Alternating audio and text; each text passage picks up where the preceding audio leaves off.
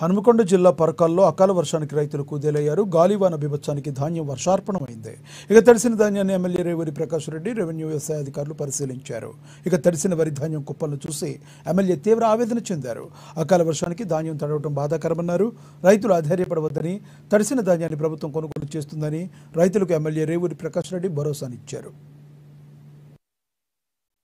నియోజకవర్గంలో పరకాల మండలము, అదేవిధంగా నడికూడ మండలము, పరకాల పట్టణ ప్రాంతంలో చూస్తే 15వ తారీఖు రాత్రి వచ్చిన వడగళ్ళ వాన వలన కానీ, లేకుంటే చుడిగాలి వలన కానీ రమారమిగా మొక్కజొన్న ఒక 120 నుండి 150 ఎకరాలు మొక్కజొన్న, అదేవిధంగా వరి వచ్చి 225 నుండి 250 ఎకరాల వరకు నష్టపోవడం జరిగింది.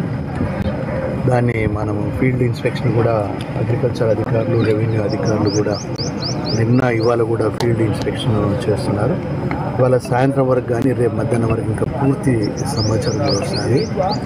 ఏదేమైనా నష్టపోయిన రైతులకు అంటే దీనికి ఒక నామ్స్ ఉన్నాయి. అబోవ్ 33% నష్టం జరిగినప్పుడు ప్రభుత్వం ఆదుకోవడానికి నామ్స్ ఉన్నాయి. ఆ పర్సంటేజ్ను కూడా తీస్తున్నారు.